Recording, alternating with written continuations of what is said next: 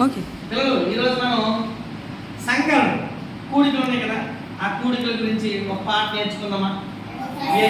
ఏ ఏ సందర్భంలో సంఖ్యలను చేస్తామనేది మనం ఒక పాట రూపంలో ఈ లెక్కలు ఎలా చేయాలనేది మనం తెలుసుకుందాం. ఓకేనా? నేను పాడుతాను, నా తర్వాత మీరు పాడండి. ఓకేనా? కలుపుదాము రండి, మనము కూడుదాము రండి, సంఖ్యలైన వస్తువులైనా కూడుదాము రండి.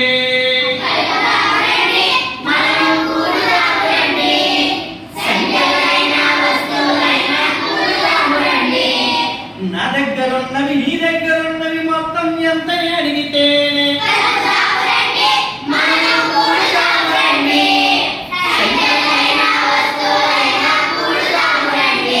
నీ దగ్గర కొన్ని ఉన్నాయి, నా దగ్గర కొన్ని ఉన్నాయి, మొత్తం మనిద్దరం దగ్గర కలిపితే ఎన్ని అనేటప్పుడు ఏం చేయాలా? సంకలనం చేయాలి. అలాగే పురుషులు స్త్రీలు పిల్లలు ఇచ్చి మొత్తం జనాభా ఎంతని అడిగితే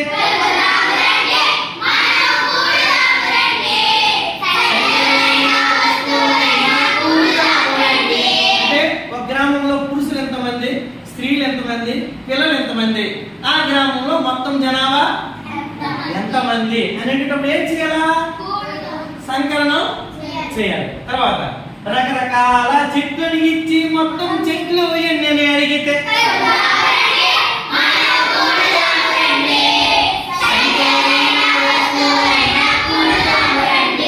రకరకాల చెట్లు. సపోజ్ ఒక తోటలో 350 జామ చెట్లు, 420 మామిడి చెట్లు, 290 జీడి చెట్లు ఉన్నాయి. ఆ తోటలోని మొత్తం చెట్లు ఎన్ని? ఆ తోటలో ఉన్న మొత్తం చెట్లు ఎన్ని అనేటప్పుడు ఏం చేస్తాం? కలుపుతాం కదా. అలాగే తర్వాత రకరకాల పూలని ఇచ్చి మొత్తం పూలు ఎన్ని అడిగితే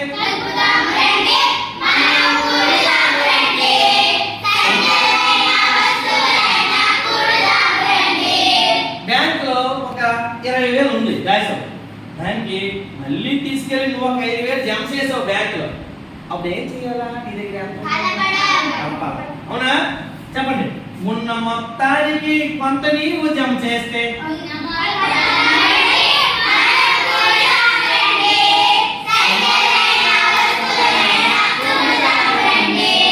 కలుపుదాము రండి, మనము కూడుదాము రండి, సంఖ్యలైనా వస్తువులైనా కూడుదాము రండి.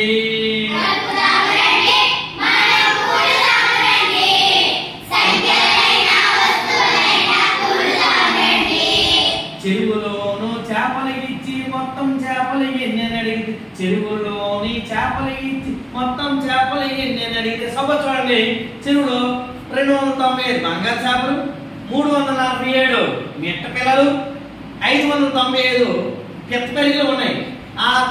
ఆ చెరువులో ఉన్న మొత్తం చేపలు ఎన్ని అని అడిగితే ఏం చేస్తారు? చెప్పండి. కలుపుదాము